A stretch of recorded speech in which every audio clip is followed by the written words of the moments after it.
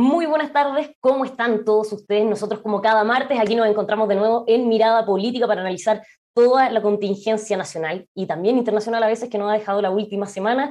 Para hacer todos estos análisis nos acompaña como siempre nuestro editor general Benjamín Blanco. Benjamín, ¿cómo estás? Muy bien, muchas gracias. Muy contento de que sea martes otra vez. Sí, martes y además siempre hay harto tema que conversar. La última semana tuvimos encuesta CEP, harto debate por este tema de las reformas constitucionales, también el anuncio del regreso de la expresidenta Michelle Bachelet. ¿Qué pasa con el plebiscito salida cada vez más cerca? Para hablar de todo esto nos acompaña nuestra invitada investigadora del IES, Josefina Arauz. Josefina, bienvenida a Mirada Política, ¿cómo estás? Muy bien, gracias, muy contenta de estar acá. Bueno, nosotros también muy contentos. Benjamín, partamos de inmediato con esta conversación. Vamos de inmediato, sí. Y para eso vamos a partir un poco mencionando la columna que tú escribiste el día domingo, la tercera, refería a esto del presidente que a veces no quiere decir las cosas, el encantamiento de no nombrar las cosas para que no se produzcan, referido un poco al plan B o la posibilidad de una tercera vía. Y lo que es paradójico que fue él, hace ya un par de meses, que fue la primera persona de hablar de un plan B, de que el gobierno se tenía que poner en todos los escenarios. Me acuerdo que fue un día domingo y al lunes siguiente ya se retractó un poco y recalcó que la opción era apruebo y rechazo. Entonces pareciera que convive en el presidente dos almas, una muy republicana, que se condice también, por ejemplo, con haber firmado el acuerdo del 15 de noviembre, pero también con el líder político de una coalición que evidentemente no le conviene que exista una tercera vía. Sí, bueno, hay una inconsistencia, no sé bien a qué atribuirla, pero es evidente que hay una inconsistencia en el presidente entre esa afirmación que él mismo dijo, que tú bien recuerdas de un plan B, y sobre todo más allá del plan B, porque ya como que los conceptos empiezan a cargarse, ¿no? Y se habla de tercera vía, y ya está como que ya nadie quiere escuchar esa palabra. Lo relevante es lo primero que él dijo, ¿no? Ponerse en todos los escenarios. Mm. O sea, cómo un gobierno es consciente, más allá de su identidad política, si nadie critica al presidente por tener una adhesión al borrador ofrecido por la convención, ¿no? Uno podrá estar o no de acuerdo, pero eso es una posición legítima. El problema está en que olvide que es gobierno y que por lo tanto tiene que ponerse en todos los escenarios posibles, ¿no? Entonces, claro, es un poco, trato de decir yo, pensamiento mágico, porque no quieren ponerse en ese lugar. Y creo que es poco conveniente incluso para ellos, ¿no? O sea, como tú bien dices, es una tarea que tiene, es una garantía democrática que merecemos el que el gobierno ofrezca caminos, la clase política completa ofrezca caminos para cada uno de los escenarios posibles, pero además estratégicamente es conveniente para el propio presidente y todo su equipo mostrar que su destino no está atado a una alternativa que puede perder, ¿no? Mm. Y que todos los estudios han ido mostrando que el resultado es bien apretado. Y se ha generado una dinámica además en que parece que esto es como pura presión de la derecha, que quiere el rechazo, como justo la derecha se pronunció a favor del rechazo, lo que era obvio. Se olvida que acá lo que importa es ofrecerle respuestas a la ciudadanía. Acá no tiene que ver con que la derecha esté presionando por una tercera vía porque ella quiere que gane el rechazo y siga la Constitución del 80, que uno además podrá discutir eso, sino que en la ciudadanía pareciera que está muy dividida la posición y que la misma ciudadanía está exigiendo claridad respecto de ese futuro en cualquiera de los escenarios para poder decidir su voto. O sea, eso también es parte de sus exigencias para poder decidir con tranquilidad qué votar. Entonces, pensando en esa ciudadanía, que el gobierno tiene la responsabilidad y toda la clase política de reconocer que siempre va a haber un camino. Hoy día, ya que no les gusta cuando lo dice la derecha, hoy día viene una entrevista, no sé si es la segunda, Juan Pablo Luna, el cientista político Sí, sí, sí. de la Católica, de la Escuela de Gobierno, y él dice, quien dice que Chile se jode si gana el rechazo, se salva si gana el apruebo, está exagerando, está sublimando, ¿no? Se olvida Mm. que la convención era necesaria, el proceso constituyente es necesario, pero es apenas una vía, es insuficiente, es apenas una vía de muchas otras y bueno, y si esa vía no resultó, habrá que empezar otro camino. De esa manera también es inconsistente esta idea de que si plantear, es que, porque no solo el gobierno, también son los convencionales, también son parlamentarios del Frente Amplio que rebaten, incluso sin directamente, plantean que cualquier propuesta en la línea de una tercera vía o de otro escenario es beneficiar al rechazo. Como que no se debate el fondo, sino solo el mecanismo como forma de apoyar una de las dos alternativas. Claro, o sea, están parapetados en su propia agenda, ¿no? Cada uno quiere remar para su lado, y lo concreto acá es que hay que pensar alguien decía por ahí, varios han dicho, hay que pensar en el 5 de septiembre, no solo en el 4 de septiembre. Y eso, o sea, digamos, quien dice, no es solo campaña del terror, decir que si gana el rechazo viene otro caos, otro estallido. El mismo Juan Pablo Luna decía, qué falaz es eso, porque hasta qué punto hemos dejado de estar ahí, hasta qué punto hemos dejado de estar en la crisis del 2019. Seguimos ahí, ni el apruebo va a sacarla de un día para otro, y el rechazo tampoco va a hacer que vuelva como si todo este tiempo hubiéramos estado perfecto, ¿no? Y en ese sentido a mí me parece como una especie de ceguera. O sea, yo de nuevo, no solo lo encuentro problemático por no ofrecerle a la ciudadanía garantías claras en cualquiera de los escenarios, sino poca estrategia política de que tú puedes reconocer con total libertad tu posición, si estás a favor o en contra del texto y qué vas a aprobar, y al mismo tiempo estar dispuesto a pararte en todos los escenarios. Cuando se dice además que no hay otro camino que le apruebo, se pisan la cola en el sentido que el único mandato claro, y esto también traté de ponerlo en la columna, ¿no? que tú recordabas, es que la gran mayoría quiere una nueva constitución. Y eso no va a cambiar si gana el rechazo. Entonces, cuando cierta derecha dice la constitución está muerta, y algunos dicen, es que no les creemos, que, o sea, les guste o no a esa derecha, es un dato de la causa que esa constitución está muerta, ¿no? O sea, el proceso de cambio constitucional tiene que seguir porque la ciudadanía así lo pidió en gran mayoría en un plebiscito con una participación vacía. Entonces sería además de una ceguera política de parte de la derecha negar eso bien impresionante. Entonces, sea por pragmatismo, por convicción, para la derecha es un hecho de la causa que esa constitución está muerta, y quizás dolorosamente, ¿no? Quizás a pesar de mucho. Aunque creo que hay diversidad de posturas dentro de ella, ¿no? Hay de todo hoy en día, pero y es cosa de ver quiénes han estado liderando en la centro derecha al interior de la convención, ¿no? Que son figuras bien, me parece interesantes, que no son meros representantes del viejo orden, ¿no? Pero más allá de eso, me parece eso, o sea, acá los compromisos tienen que estar con el proceso de cambio constitucional. Y si el borrador no convence a la mayoría, hay que iniciar otro camino. Y tendrá que hacerse además las revisiones críticas necesarias respecto de por qué, con el apoyo que tuvo en el plebiscito de entrada y las altísimas esperanzas que había sobre el proceso, no gana de forma arrollada. Josefina, a propósito de la ceguera y de Juan Pablo Luna, esta disociación de las personas con el proceso constituyente, después de la encuesta CEP tuvimos una entrevista con María José Naudón, y ella nos decía en su análisis que más allá de las cifras que aparecen en la encuesta, lo que ella interpretaba es que aquí estamos viendo la realidad e interpretándola con un prisma que se basa en el octubrismo, como decía ella, que se basa en lo que pasó ese 18 de octubre. Pero la encuesta CEP nos muestra que todas las cosas que va sintiendo la gente y las mayores preocupaciones cambian. Entonces, lo que era la emoción de ese 18 de octubre, hoy ya no lo vemos en la encuesta CEP. ¿Sientes también que seguimos viendo la realidad bajo el prisma del 18 de octubre, lo cual podría estar en el fondo no apuntando a lo que realmente necesitamos en este momento? Juan Pablo Luna lo decía para sus defensores y sus detractores. O sea, él habla de octubrismo en quienes reivindican el 18 de octubre y creen que ahí está como el Chile que se encontró y el inicio del camino de la esperanza y de la construcción de un Chile digno, y aquellos que creen que ese día Chile se fue a la punta del cerro, digamos, y solo de ahí estamos en una caída en picada, ¿no?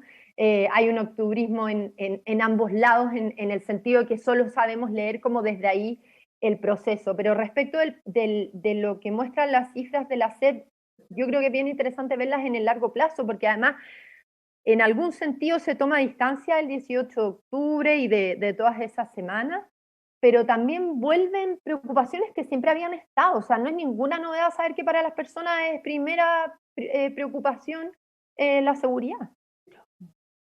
Lo que pasa es que cuando ese dato se junta con una muy negativa percepción del futuro, con una muy alta preocupación por el propio futuro personal, por la sensación de que tu futuro va a ser más malo que el de tus papás, se junta con una elevada percepción de los conflictos, una percepción de conflictos crecientes, ¿no? Y eso no es solo un dato que aparece en la CEP a propósito, por ejemplo, del tema migratorio, sino que ya lo adelantaban encuestas en el verano, como la encuesta Bicentenario, o un estudio que sacó el COES, un estudio longitudinal sobre cambio social, ya mostraban ahí en enero un aumento importante en la percepción en conflictos entre chilenos e inmigrantes, entre el Estado y el pueblo mapuche.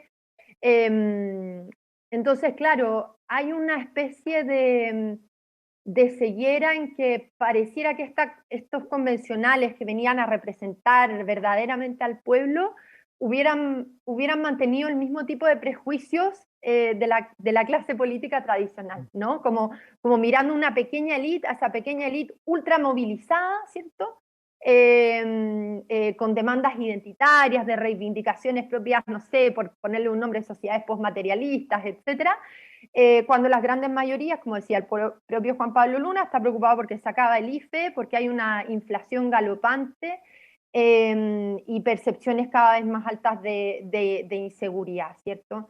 Y con una clase política que ni la vieja ni la nueva, digamos, mira esos problemas y parece que solo sabe condenarlos, ¿no? Cuando ocurre.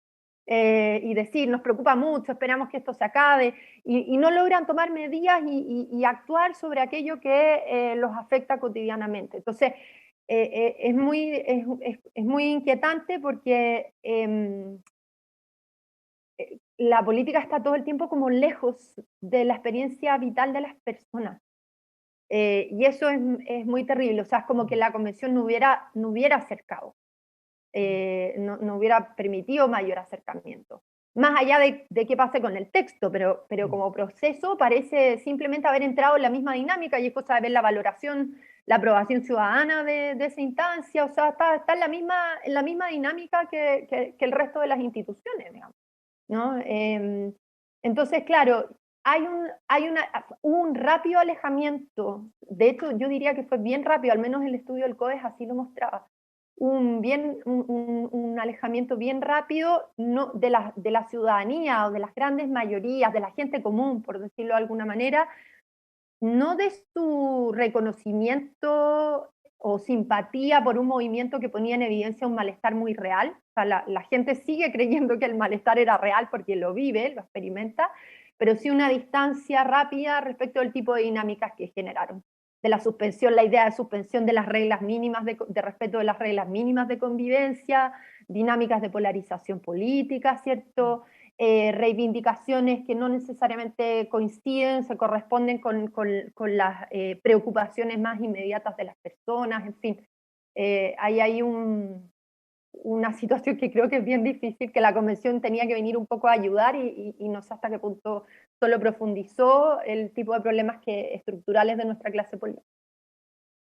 Mencionabas antes lo relacionado con la derecha que constata que la Constitución del 80 ya fue, con dolor o no, pero ya lo constata, es un hecho de la causa. Pero, ¿cómo certificar de alguna manera la vocación de cambio de Chile Vamos en general, para hablar en concreto? A lo mejor no engloba toda la derecha, pero sí son los que se han manifestado abiertos a los cambios de los 4/7 en el quórum y también de la opción de una tercera vía. Por ejemplo, el senador Walker en MOLTV justamente se preguntaba si el presidente Boric ha tenido la opción de cambiar tantas veces de opinión en temas de orden público, ¿por qué no podemos reconocerle que también Chile Vamos tiene la posibilidad de cambiar de opinión? ¿Qué tiene que hacer ahora la derecha para poder certificar ese afán de cambio? De aquí bueno, de cuando se debata esta posibilidad de tercera vía o de nuevos escenarios hasta el 4 de septiembre. Yo creo que acciones concretas. es la mejor forma, no tratar de defenderse tanto, sino emprender acciones concretas, como cuando recogieron el guante, como fue el titular de Riccón y de Walker a propósito de la modificación del quórum para las reformas de la actual Constitución. La derecha tiene que asumir la mirada que hay sobre ella, un dato de la causa. Uno le podrá parecer más o menos injusta, más certera o no, como sea, ¿no? Algunos podrán decir, oye, pero la centroizquierda también fue parte de esa cultura del veto, ¿cierto? Esto no solo lo mantuvo la derecha, fue una especie de consenso tácito de la clase política que persistió incluso cuando ya estaban muy lejos cosas como de la Constitución con la que se retorna a la democracia, ¿cierto? Como los senadores designados, ¿cierto? Ya no estaba a la sombra de los militares, ¿cierto? Que era lo que podía explicar ese temor, y ya desde el 2005 en adelante, sobre todo, si es que se mantiene la cultura del veto, mi sensación es que es un poco más complejo que exclusivamente la responsabilidad de la derecha. Pero la derecha sí estuvo muy cómoda, y eso es innegable, en esta dinámica. Si esa cultura del veto era algo más general, eso no quita que ella estuviera muy cómoda ahí, y que esto no solo fue gravísimo porque con esa cultura del veto la derecha no estuvo abierta, ¿cierto?, a aceptar cambios importantes en materias críticas para la ciudadanía, y por lo tanto ahí pierde arraigo ciudadano, esa es su primera deuda, sino que además sentó las bases como para su mengua política, porque en el fondo te quedas cómodo, ¿no? Eres meramente reactivo, ¿no? Y no tienes, entonces llega el estallido y la derecha no tenía nada que ofrecer, no había nada, no.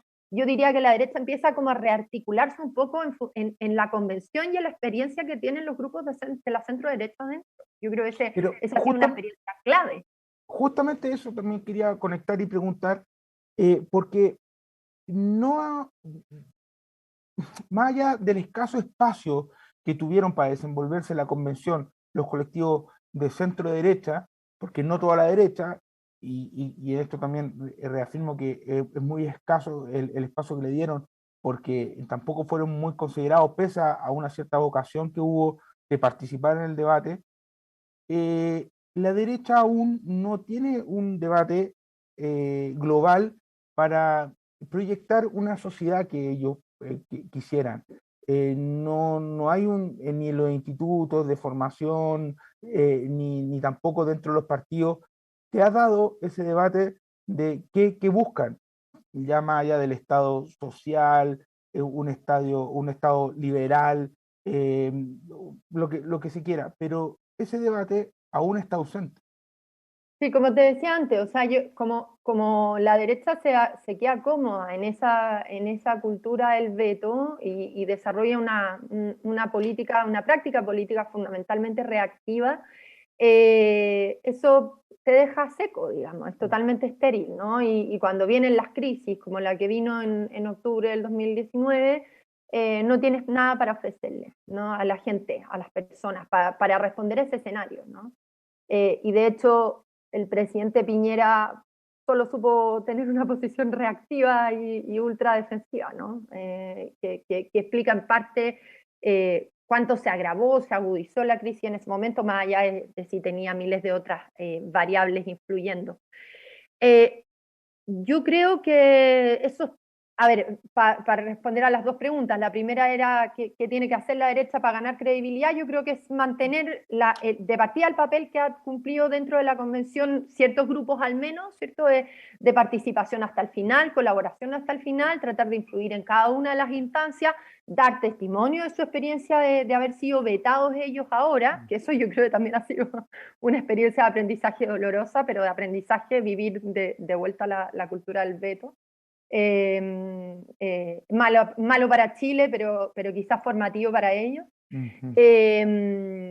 Mantenerse hasta el final, digamos, y tomar en cada uno de los momentos, digamos, dar gestos y emprender acciones concretas, como la de la modificación del quórum de 4/7, y hay que ir viendo paso a paso, ¿no?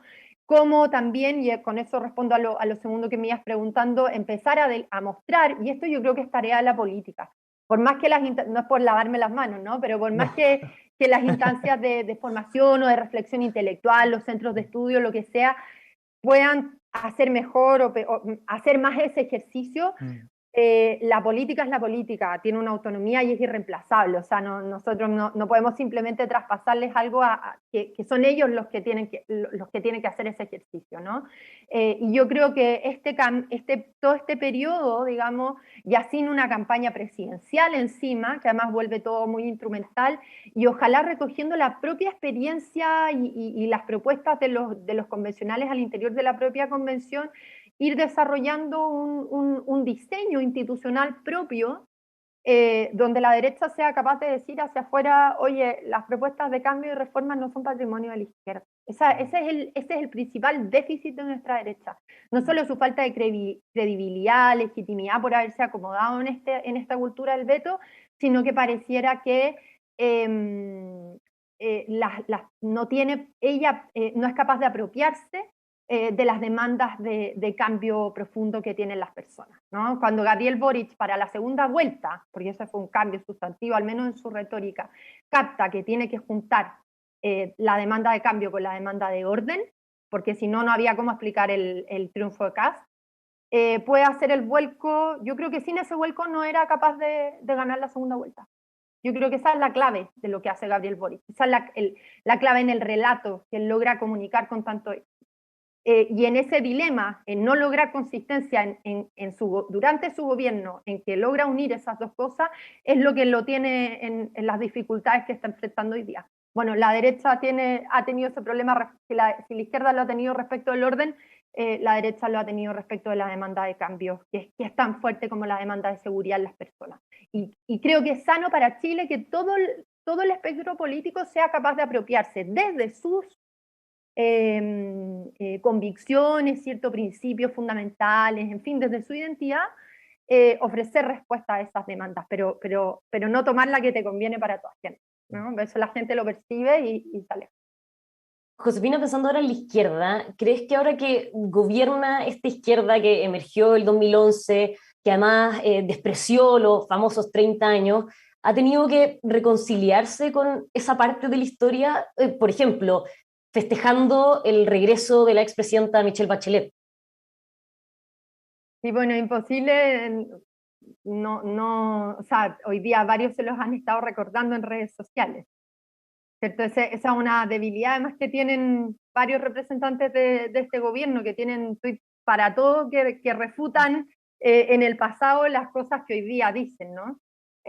Aunque bueno, yo creo que es un problema en general que tenemos por las redes sociales, pero en el caso de ellos es muy evidente porque parte de su postura anti, como dice el propio Juan Pablo Luna, perdón que lo cite todo el rato, pero sí, justo lo leí, es un mundo político que construyó su identidad en base al antisistema, y eso tuvo mucha eficacia, pero cuando llegas al poder ya no te sirve. Y tienes, como dijo el propio presidente, tienes que habitar la república, y eso exige reconciliarte con ella, tomar conciencia de la obra colosal, como dijo el presidente en la cuenta pública del Estado de Chile, con sus luces y sombras, con todas sus miserias, digamos, pero que es una obra colosal. Lo es en parte porque además es su historia institucional es mucho más grande que la historia de quién ha sido presidente o ministro, es de todos los funcionarios, de las propias personas, en fin, ¿no? Entonces tienen ahí una dificultad bien grande a la hora de mostrar.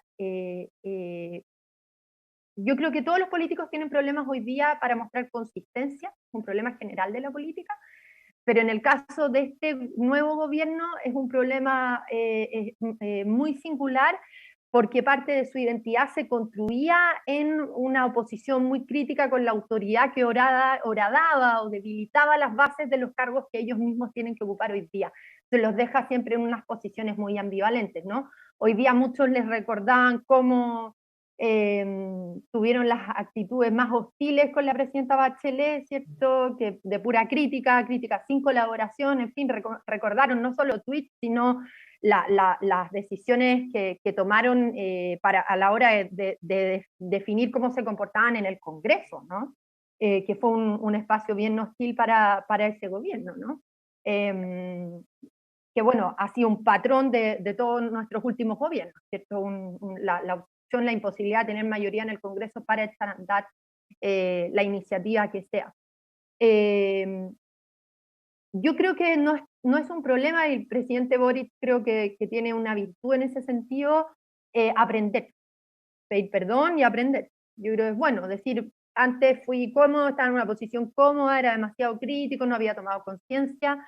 El problema está en lograr mostrar consistencia y que esos aprendizajes son definitivos, ¿no? Y no estos ires y venires, ¿no? Como el que tú citabas al comienzo de, bueno, nos tenemos que poner en todos los escenarios y después al rato no hay ninguna otra tercera vía, ¿no?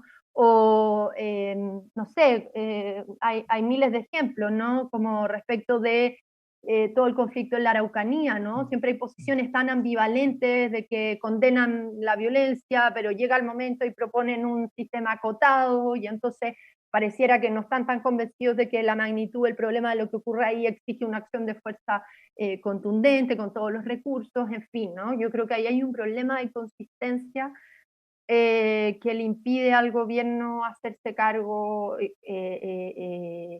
con, ¿cómo decir?, con eficacia del tipo de problemas que tenemos. Y sabiendo además que, esto yo también lo he dicho varias veces, a cualquier gobierno le iba a tocar un escenario muy difícil, a Ahora, cualquiera. ese desprecio histórico que se grafica en la figura de la presidenta Bachelet, también está un desprecio que alguna vez tú lo comentaste en alguna entrevista, institucional, a ciertas instituciones.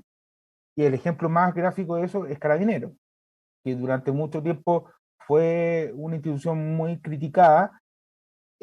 Algunos simpatizantes o miembros de la coalición de gobierno, pero que no están en el gobierno, mantienen esa visión crítica, pero quienes ahora están en el gobierno cada vez más tienen una mirada mucho más positiva, e incluso la reforma necesaria de Carabineros empieza a quedar ahí un poco en el aire, porque cada vez se asienta más el general Yáñez y cómo funciona Carabineros actualmente. O sea, es que esto lo dijo alguien cuando ella era ministra, creo, Javiera Toro, si no me equivoco. Sí, Dijo, sí. refundar Carabineros ahora ya. Sí. Y lo dijo a propósito de algún hecho El video. en Baquedano, ¿cierto? Sí. Que después se desmintió, además, Sí. ¿cierto? Era un Fue video lo contrario, sí.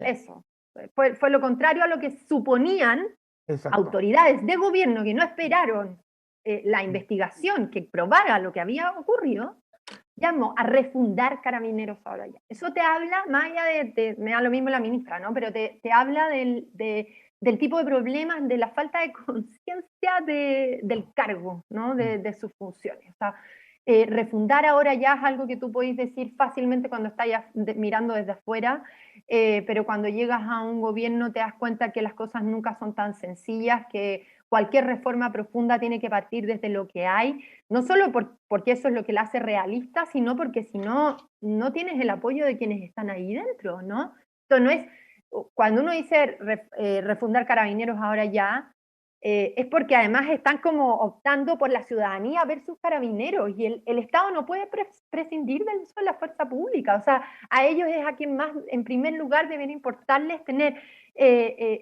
la relación más, no solo una fuerza de orden democrática que respeta derechos humanos, etcétera, sino una relación armoniosa, de buen trato, de confianza, ¿cierto? De apoyo a la institución, ¿no? Y acá no había nada de eso, y probablemente yo creo que hay mucho recelo, o sea, esto se ha dicho, ¿no?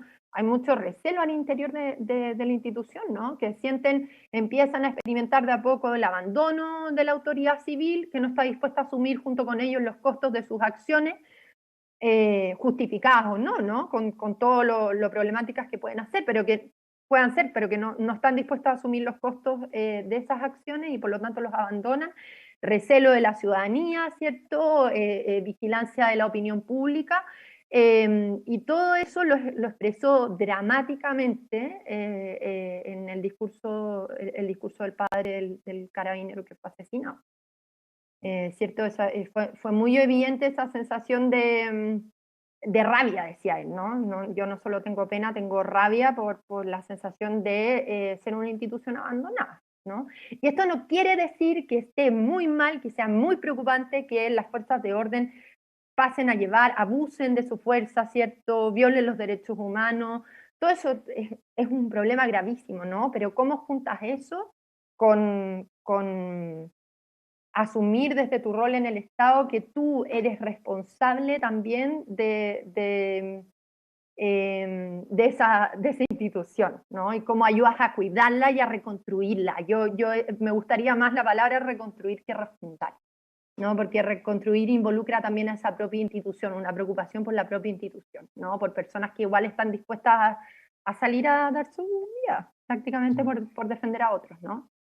Hay una tragedia ahí que no se ve cuando se hacen esas afirmaciones fáciles que ya eran inaceptables en autoridades estando en oposición, pero estando en el Estado te muestran el tipo de dificultades que tiene este gobierno.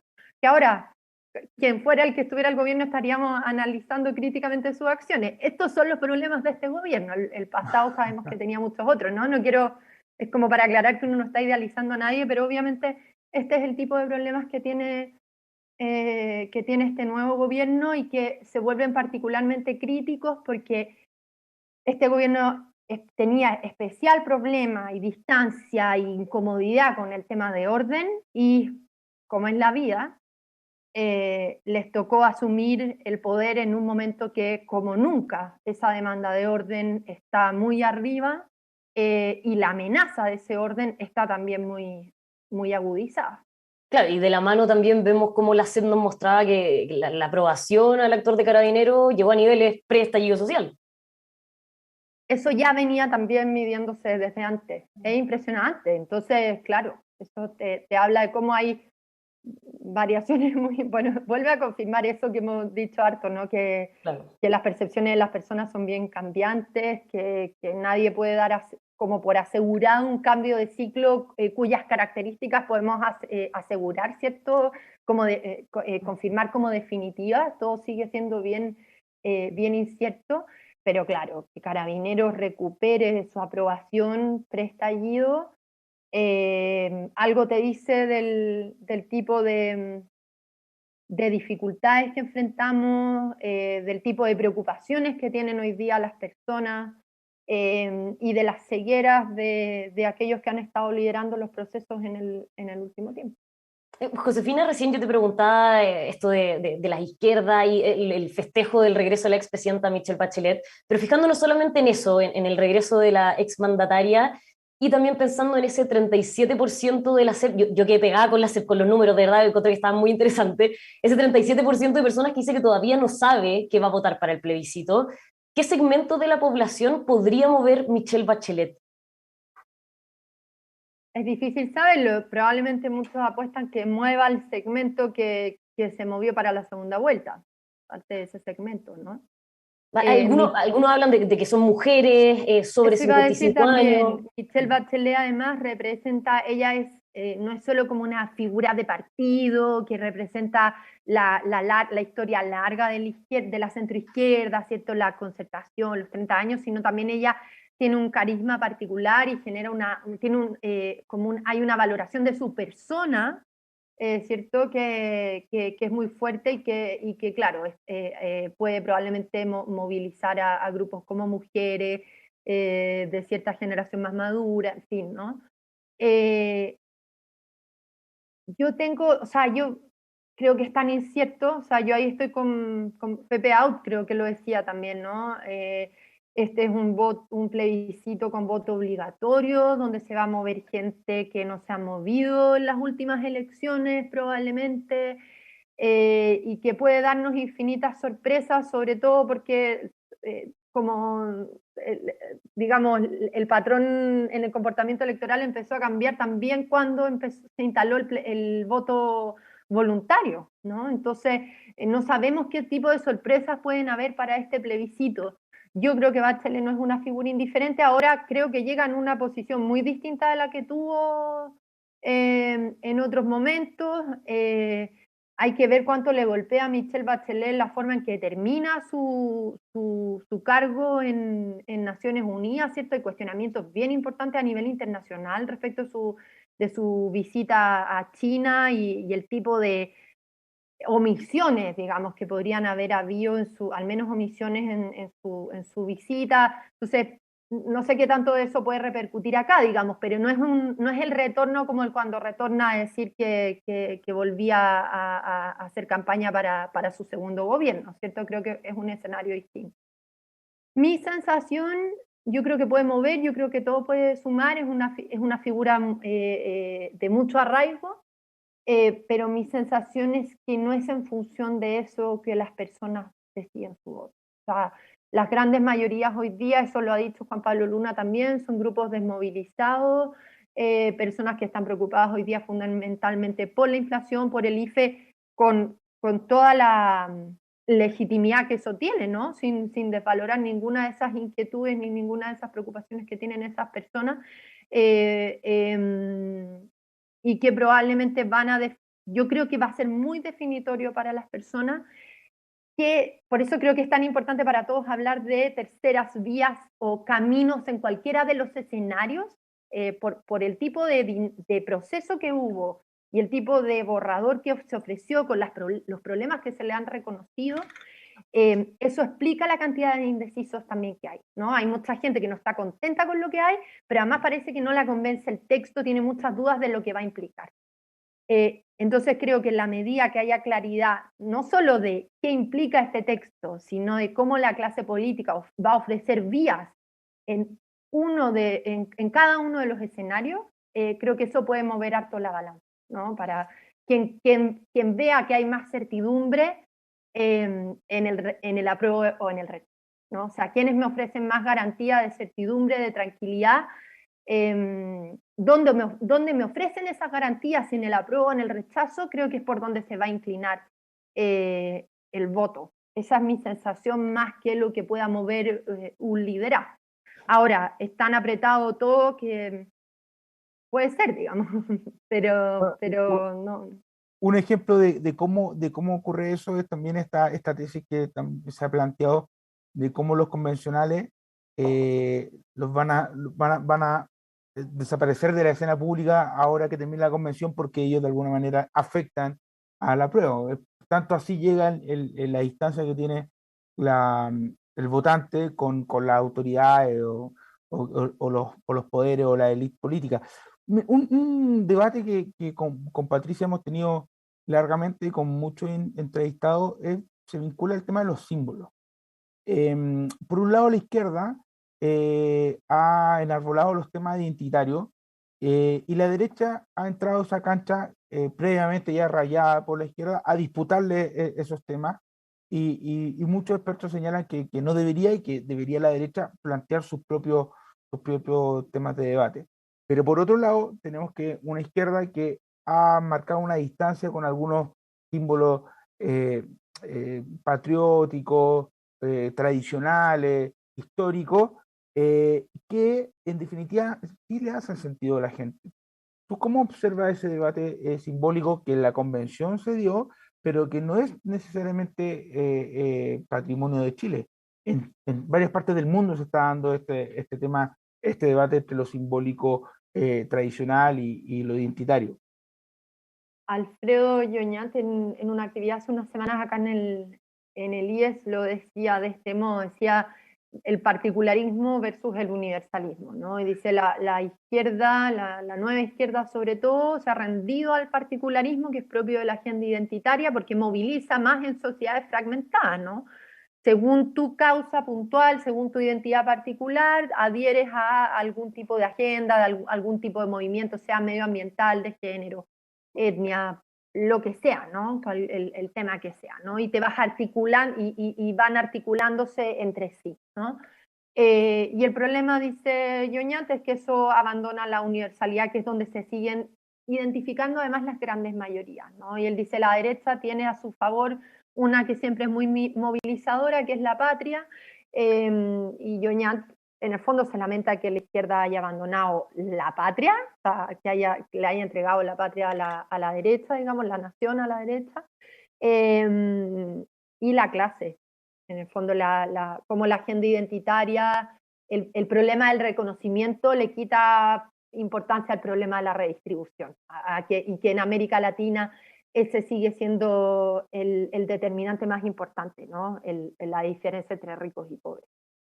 Y esta izquierda particularista, en el fondo identitaria, abandona esa vocación de universalidad que se ha reflejado en el caso específico de la convención, en todo el tema respecto a los símbolos del himno nacional, ¿cierto?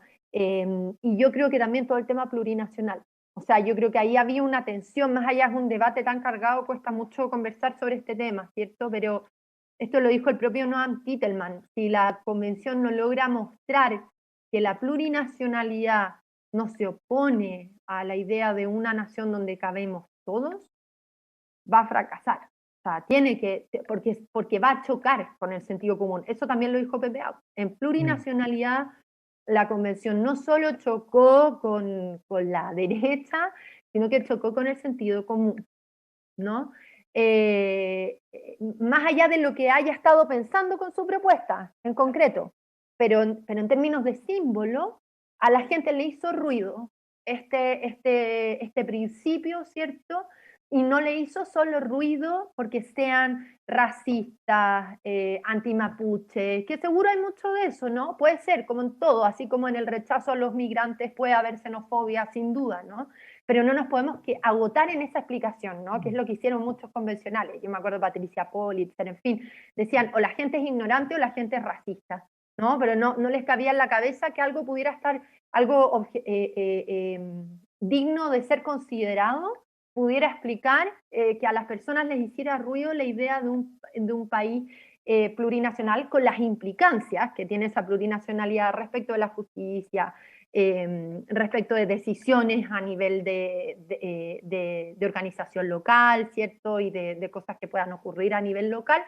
Eso chocó. Y yo creo que chocó además por algo muy extendido en las personas, que es que en Chile hay grupos que tienen, la gente siente que hay grupos que tienen más poder de decisión, y la gente no quiere que haya más grupos, ¿no? Y más allá de si la plurinacionalidad va a darle poder o no a cierto grupo, que en este caso son los indígenas, esa es la sensación, eso es lo que se comunicó a las personas, ¿no? Y eso chocó, yo acá no estoy haciendo ninguna valoración, pero eso chocó con el sentido común, además de la fuerza que tiene en Chile la idea de ser una sola patria, ¿no? Yo creo que ahí la convención se hizo pocas preguntas, o sea, nunca se planteó hasta qué punto estaba chocando con el sentido común, más allá de decir chocamos con los conservadores y retardatarios de siempre, ¿no? Daniel Mansuy, en esa misma actividad con Alfredo Yuñat, decía: las sociedades no toleran tantos ejes y frentes de cambio al mismo tiempo. Y eso es como la sensación que parece haber generado esta convención en el proceso y en el borrador ofrecido. Y eso choca con el sentido común en una sociedad con la paciencia colmada, con cesación de incertidumbre. Entonces, por eso, no, con esto, perdón, cierro, creo que puede ser muy determinante para el voto en el plebiscito qué alternativa logra mostrar que genera menos incertidumbre para las personas. Y eso en parte se juega en asegurar, en mostrar acuerdos en esas alternativas. A propósito de eso, de los frentes y ejes de cambio, da la sensación de que el borrador que sea va a dejar o sea, gane la prueba o gane el rechazo, si es que no hay una claridad de unos escenarios distintos, de que la posibilidad de que surja un populismo, iliberal, de derecha o de izquierda, es bastante posible, dado ese descontento que puede quedar si es que no se resuelven bien, por un lado, las demandas, y por otro, demandas que a lo mejor no se tenían y que chocan con la realidad. El mismo Alfredo Yuñat decía, agregaba, para mayor abundamiento, que una de sus mayores preocupaciones, aunque él dice que no hay nada así que sea chocante para él, en fin, pero que lo que más le preocupa del borrador es que él cree que sienta las bases para la llegada a un caudillo de ese tipo. Que me parece bien inquietante respecto del tipo de problemas que tendría el borrador a nivel del sistema político, pero respecto del otro problema, es un problema que yo creo han tenido todas democracias liberales occidentales en el tipo de crisis que han estado enfrentando, ¿cierto? Y Chile tuvo luces bien cerca, o sea, en el propio Parisi, por ejemplo, con el resultado que sacó para la primera vuelta, que fue bien impresionante, y incluso el triunfo de la lista del pueblo y de los independientes en la convención, uno podría decir que se debe al mismo fenómeno, ¿no? Personas que usan su voto como castigo. O sea, que la clase política, ni nueva ni vieja, no la convence y quiere a alguien que venga por fuera a barrer con todo. Eso es preocupante. Es preocupante y es preocupante sobre todo respecto de las cegueras de la clase política, que cambian los gobiernos y persisten en el mismo tipo de cegueras, ¿no? Sí, Piñera no es que tuviera un plan de acción perfecto en la Araucanía, pasaron las cosas que sabemos que pasaron durante su gobierno, ¿no? Pero acá asume de nuevo un gobierno con un triunfo arrollador, impresionante, ¿cierto? Más que el de Piñera, que ya había sido bien impresionante respecto del historial previo. Confunde su mayoría circunstancial con hegemonía y llega aparte a Temucuicú y los reciben como los reciben, ¿no? Porque en alguna medida apostaban a que el mero cambio en el gobierno iba a hacer que cambiaran los recelos, las distancias, ¿cierto? De los grupos que allá están manifestándose de esa manera, ¿cierto? O directamente ejerciendo violencia, terrorismo, en fin, ¿no? Entonces, yo no sé si puede aparecer un liderazgo, creo que siempre es un riesgo, pero yo siempre he creído que la mejor forma de evitar, porque en Chile no ha faltado preocupación por que aparezcan esos liderazgos. Han habido muchos libros, muchos debates sobre el populismo, quiénes son, cómo advertirlos, en fin. Yo creo que lo importante son las condiciones previas que permiten la llegada de estos líderes, ¿no? Y creo que nuestra clase política vieja y nueva persiste en el mismo tipo de problemas que le impiden generar en la sociedad, en las personas, confianza y garantías de que se están preocupando de sus problemas. Y para mí la prueba más clara fue para la segunda vuelta, de cómo a las personas, para la primera y segunda vuelta, para la campaña presidencial, cómo las dos alternativas favoritas eran opuestas, y sin embargo cada una encarnaba dos demandas igualmente añoradas por las personas y que de hecho uno podría decir que eran una sola. Que eso te habla del tipo de problemas que hay en la clase política y el tipo de fractura que hay entre ella y la sociedad, ¿no? Que candidatos tan opuestos como Kast y Boric se hubieran apropiado de dos demandas tan sentidas y vinculadas para las personas. Y eso sin duda siembra las bases para la aparición de liderazgos así y para la inestabilidad, sobre todo la inestabilidad y ingobernabilidad. Creo que es de las primeras preocupaciones que tenemos respecto de nuestra convivencia hoy día. Josefina, se nos pasó volando el tiempo. Muchísimas gracias por habernos acompañado. Estuvo muy interesante esta conversación. Gracias a ustedes por la invitación. Benjamín, muchas gracias también y nosotros nos vemos en el próximo programa de Mirada Política. Así será. Gracias, Pato. Gracias, Josefina. Un agrado la conversación. Sí, Josefina, muchas gracias y por supuesto a todos ustedes que nos están viendo los dejamos como siempre a que se sigan informando de toda la contingencia nacional e internacional aquí en emol.com.